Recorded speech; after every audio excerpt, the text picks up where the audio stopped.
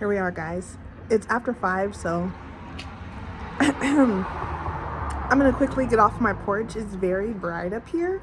I'm standing in front of a white wall that's reflecting all of the sunlight back into my face. But I wanted to show you guys what the April garden is looking like before April passed. The next 2 Sundays, because I typically do these videos on Sundays, I want to have myself somewhat put together, but the next 2 Sundays I will be preoccupied in the latter half of the day. So I was like, if I don't do it now, it's gonna be never. But I'm loving how the April garden looks.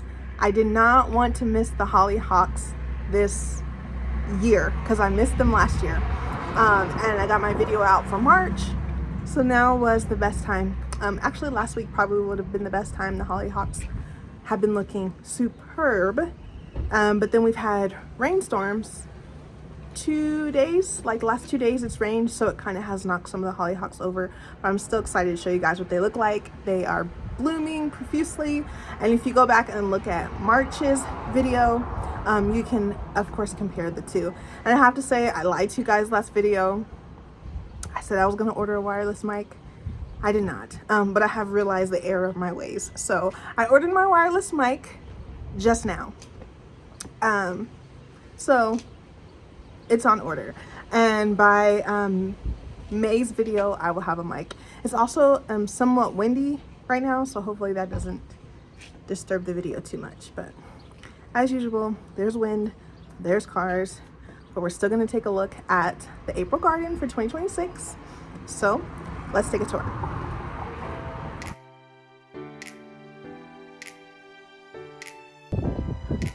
Here is how the front yard farm is looking. I love the way the Hollyhocks look. I can't wait to show you guys a closer look at things. Gosh, and I'm gonna go back myself and look at how they looked in March, because it just looks splendid right now. This year I will not be letting the Hollyhocks go to seed. I let them go to seed last year, and I have been pulling Hollyhock seedlings out of the walkways and out of garden beds for the last few months. So as soon as the pods start making seeds, I will be chopping down these beautifully blooming stalks. They seed profusely, and actually all the ones up here in this top portion of the garden beds were volunteers, so they find their way everywhere. But I think we have plenty of Hollyhocks in the yard, so I don't necessarily want any more being seeded this year. Maybe in 2 years I'll toss out some more seeds. But let's take a closer look at the things in the lower garden beds. I'm gonna walk by and give you guys a full view like I did last month. Okay, starting down here.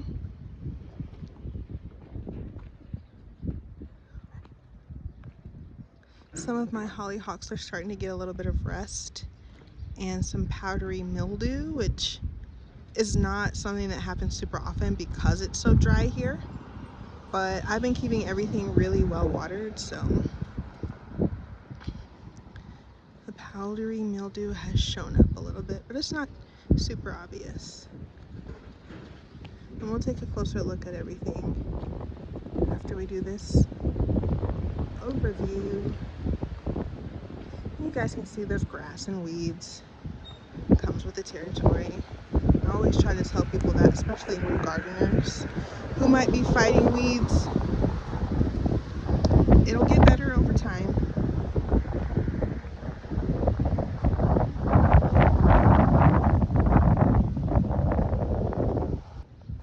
Okay, so we're gonna start right here in what we call our brick beds. For anyone who may not know, these are in-ground beds that we lined in brick when it was on sale. I want to say it was like anywhere from like 25 to 40 cents per brick. It did add up because we did 3 of them. 2, 3, yeah.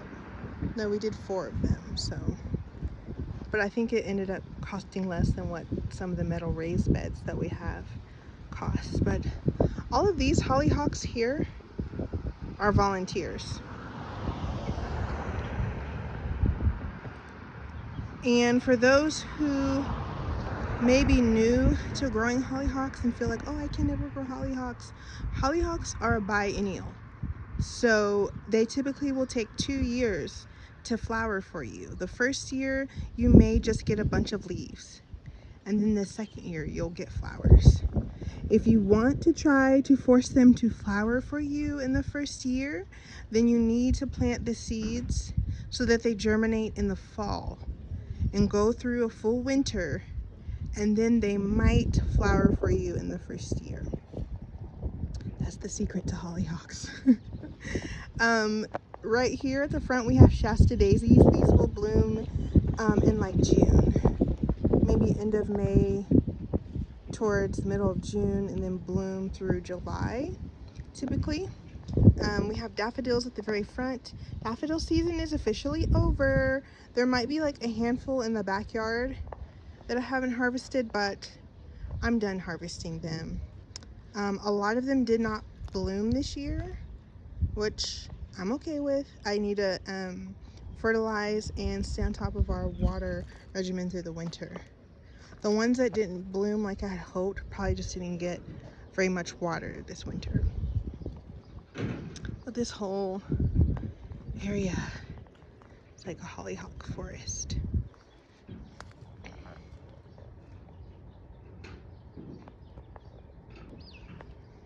Okay, and then I can't really walk through here right now because some of these stalks kind of fell over in the rainstorms that we've had. But I'm just gonna walk across here and come to this side. So we have sweet peas planted on this side. All of that foliage was daffodils. Most of those did not bloom. So I definitely need to, note to self, fertilize this bed and top it up with compost.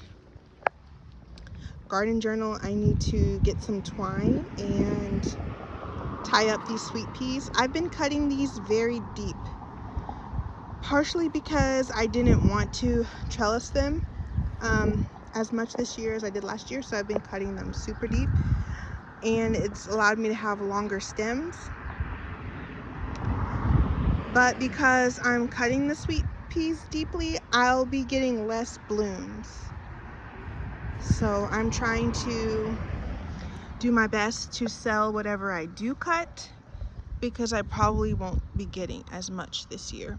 So for example, when I cut this stem, if this part right here was longer, and what I've done in years past is just cut this right here, and then more flowers bloomed here and more flowers bloomed here. What I'm gonna do this year is cut this all the way down here, so I won't be getting the flowers that would have bloomed here. I won't be getting the flowers that would have bloomed here or here.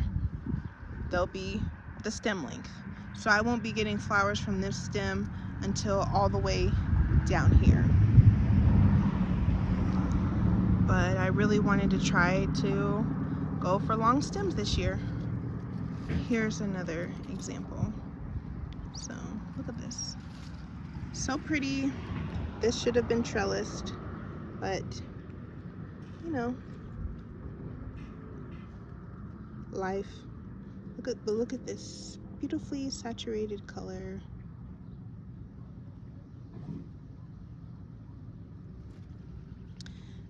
So in years past, I would have cut here and cut here when this one starts to bloom, and would have very short stems and put them in a short jar. But I'm really loving the way the longer stems look. So if anyone orders or purchases flowers from me, and if you've been waiting for sweet peas, get them while the getting is good, because I'm not sure how long the sweet pea season will last this year with me cutting them back so heavily. And then I'm also going to be saving some seed, so it'll get to a point that the blooms start coming on where I will stop cutting, so then that way I can get seed.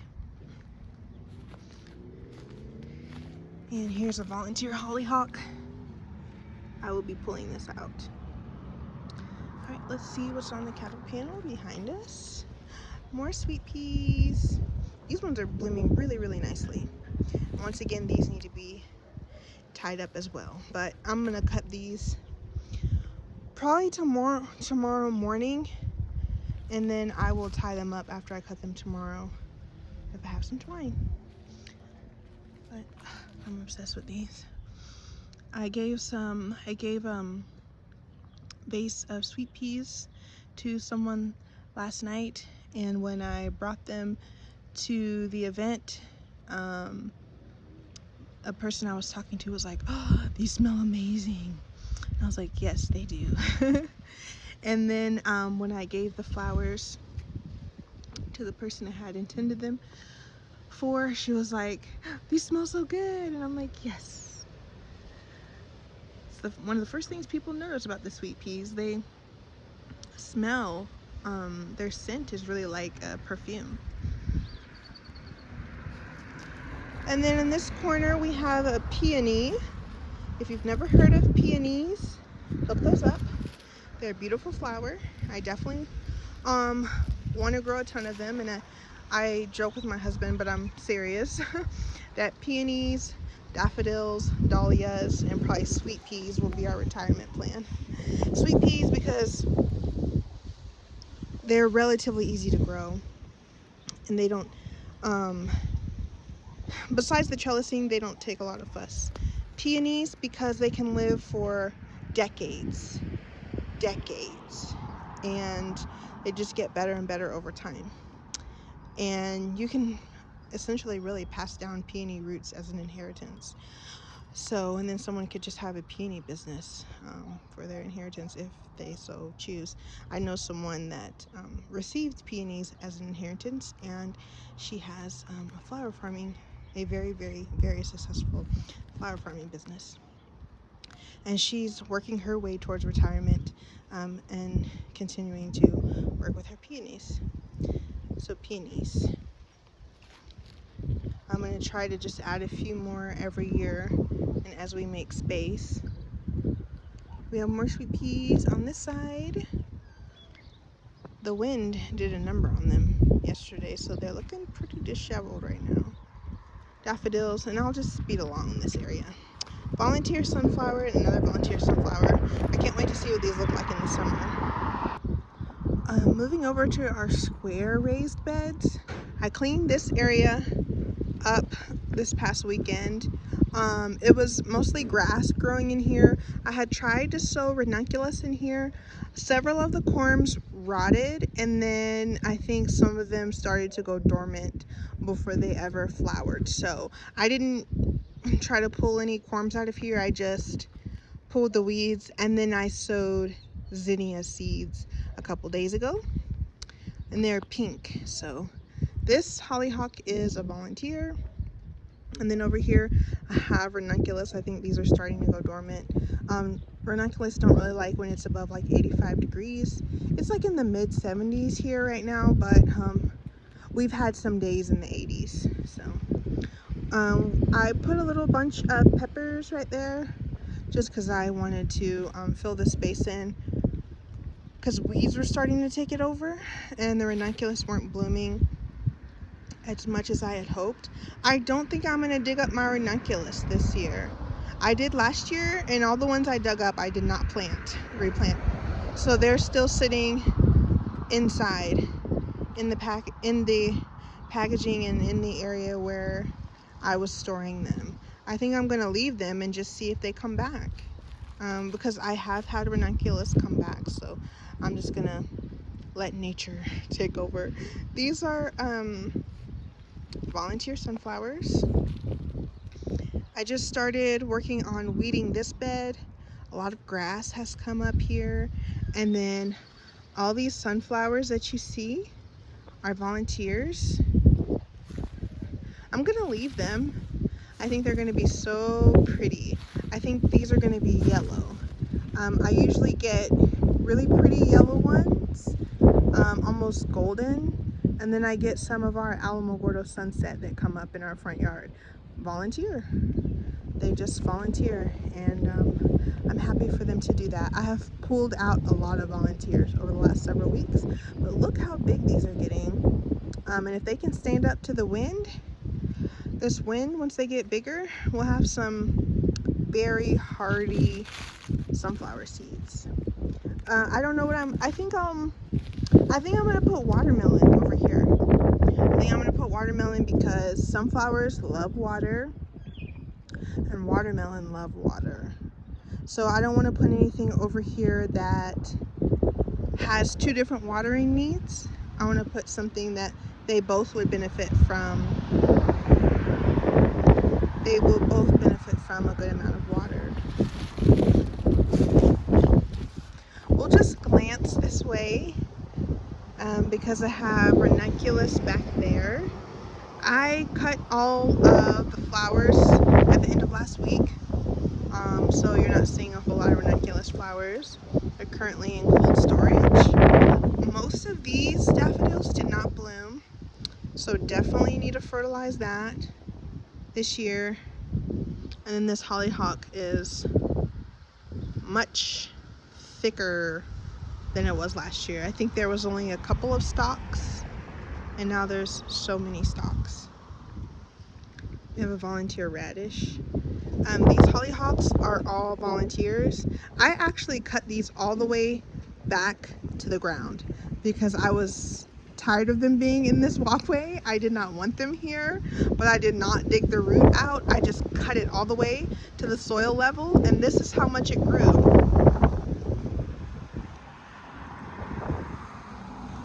Even after having been cut down to soil level. So I'm impressed. Our rabbits like hollyhock leaves, so sometimes we forage them for them as well. So another reason to grow a good amount of hollyhocks. These sunflowers are volunteers. They're gonna stay. They're providing some good shade for what I have planted here. But I think once these ranunculus are done, I think we might put okra over here. I'm not 100% sure. These ranunculus are still looking pretty green. So I'm gonna just let them stay as long as they want to stay, and I'm gonna do okra and hope that my corms don't rot, because I just don't know if I will have the wherewithal to dig all the corms up this year. I put a few hundred all over the gardens, and not all of them made it through. A lot of them rotted, but this has probably been one of my best ranunculus years yet. And I always wait to buy them on sale. I just planted these mineral lick tubs with ranunculus because I had so many that I didn't plant and still have several that didn't get planted. I just wanted to try, and I didn't have any spaces ready, so I pulled these out and filled them with soil that I already had. So we have a bunch of volunteers and grass because it was soil that I already had, so there was all kinds of seeds in the soil. And it was kind of an experiment for myself as well, because I had never grown ranunculus in a container, so I wasn't sure how they would do. They're doing very well.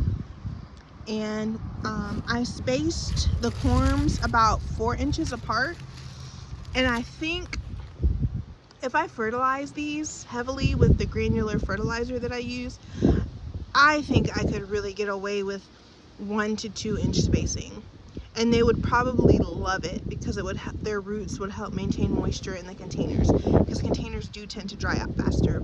So I spaced them about 4 inches apart in the outer portion of this container, and then I did like maybe 4 corms in the center.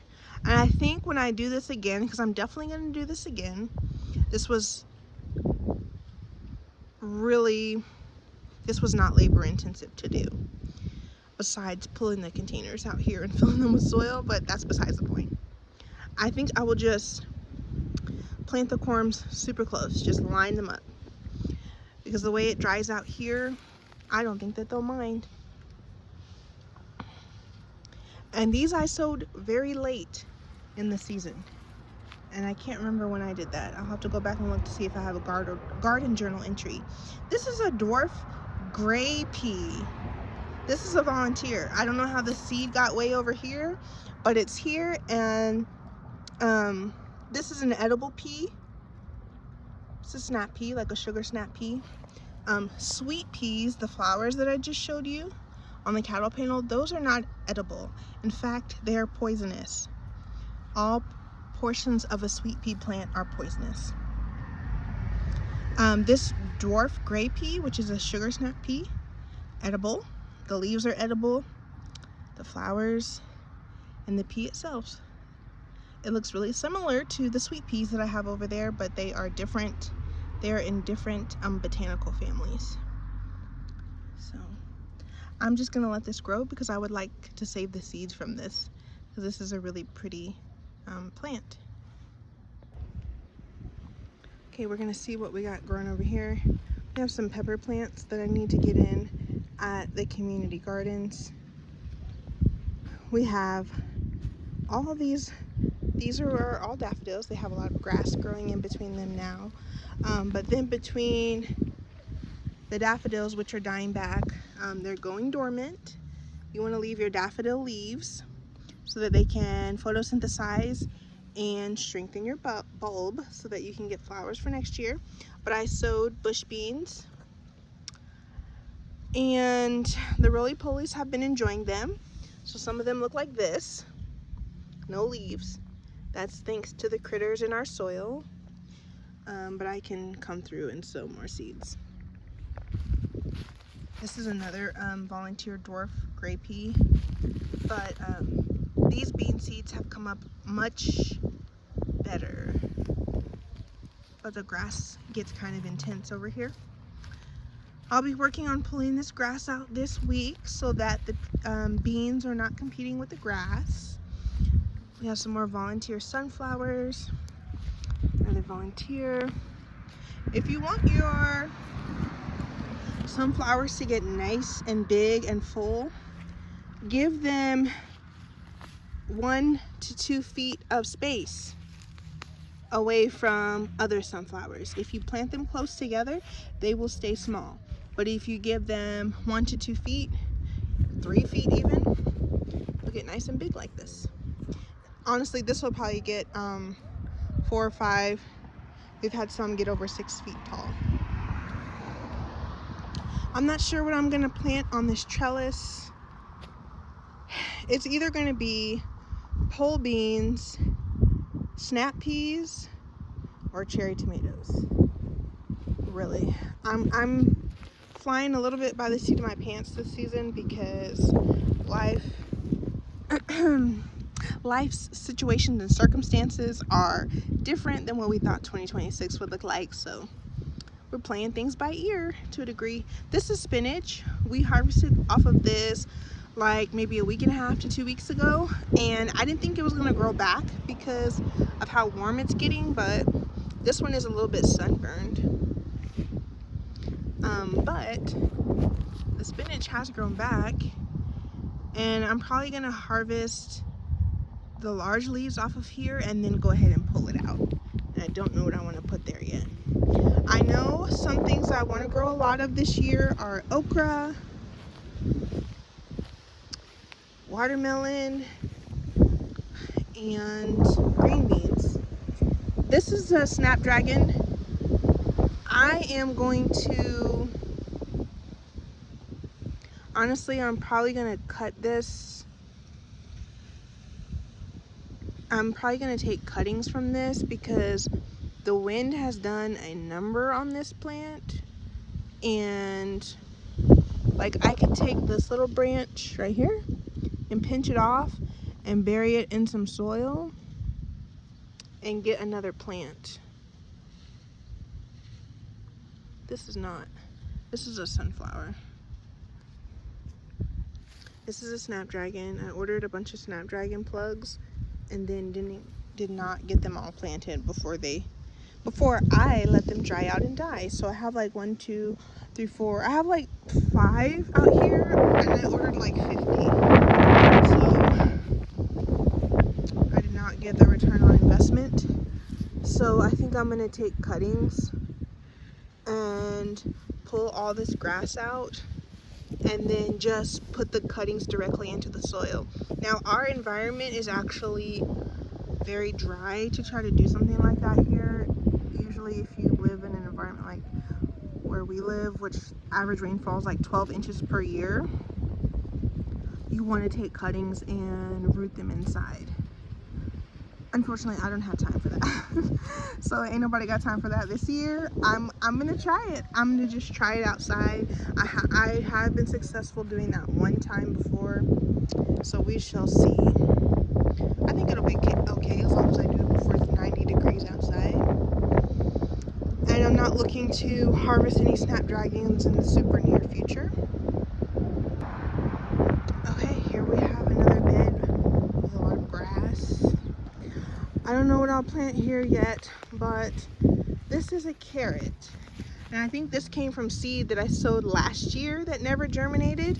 And here it is trying to grow a little carrot. You can see.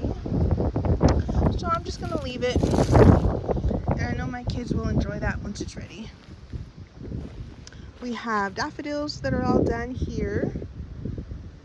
And I think I definitely will sow snap peas because this is the area that's under a mulberry tree, so it gets a lot of shade. And snap peas like it when it's a little bit cooler, and it does stay cool under this tree.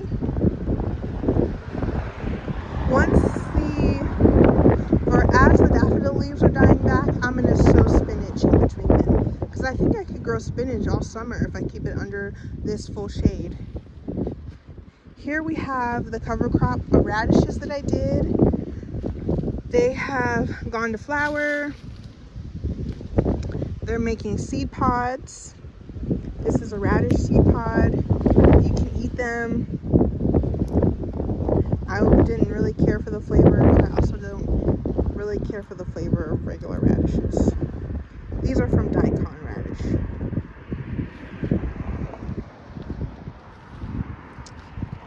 Here is a volunteer sunflower that's coming up.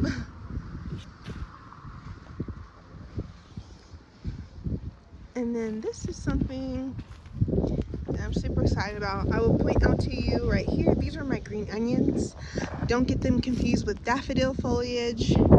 They look similar, but daffodils are also toxic, like sweet peas. Onions, green onions, perfectly edible. I will show you some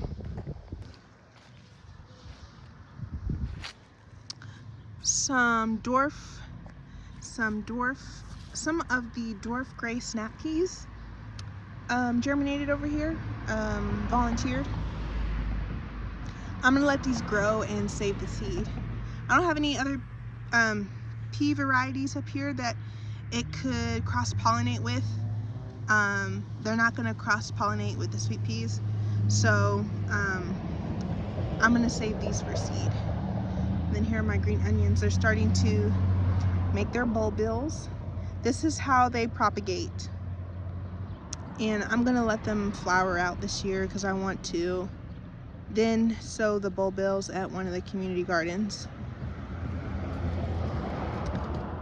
But yeah, I've been trying to sell some of my green onion trimmings. I don't know, I guess green onions are so inexpensive and people don't use a whole lot of them to need tons and tons of green onions. But I do need to cut these back because some of them are starting to get a little aged looking. So here are my green onions. I love how they look. This is the radish flower. And I will show you what we have going on here, and then in the coming months I'll show you something here if it works out for me. But here we have some raspberry plants. This one is dry. This is my newest one, but I ordered them in this order. So this was the first one, this was the second one. No, I take that back. This was the first one, this was the second one, this was the third one, this was the fourth one. So you can see it's much smaller and it's still acclimating, but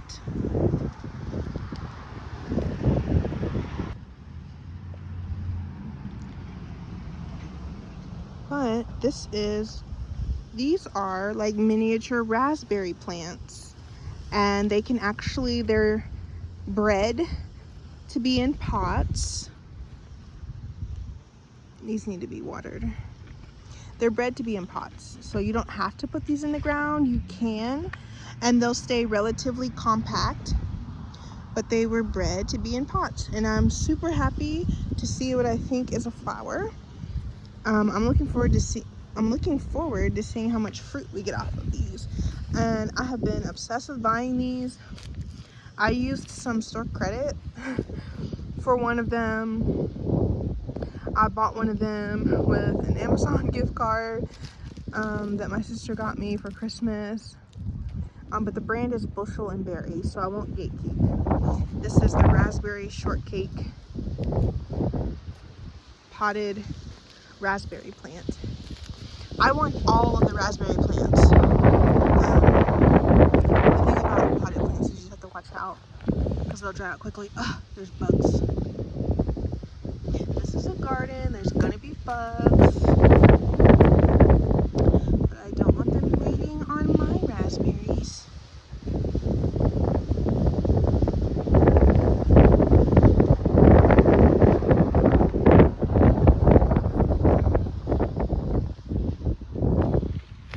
Here's the brand, Bushel and Berry.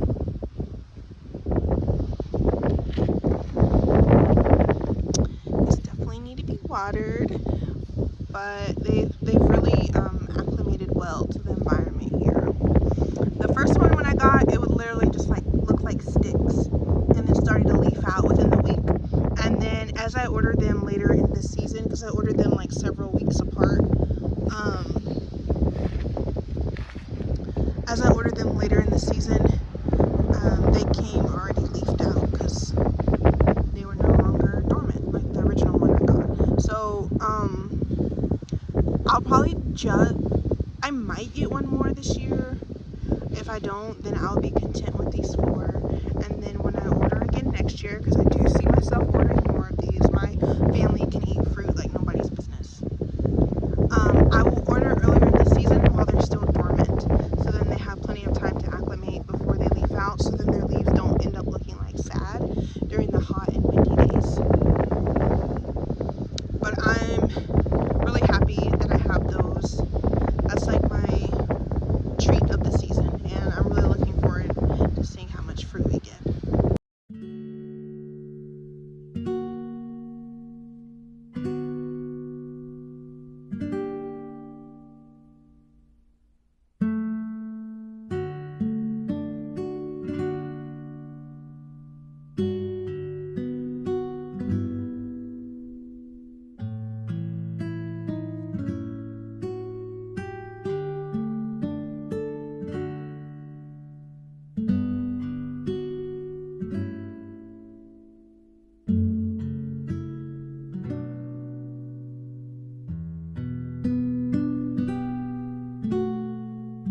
Spring flowers do so well up here, and the last several years I've had a big challenge with summer flowers up here, so we'll see if we can get anything.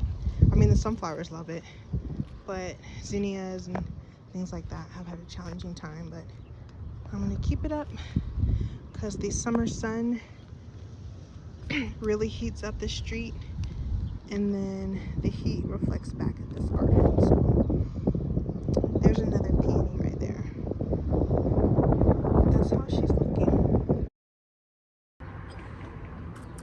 So that's how the garden is looking here on April 12th, 2026.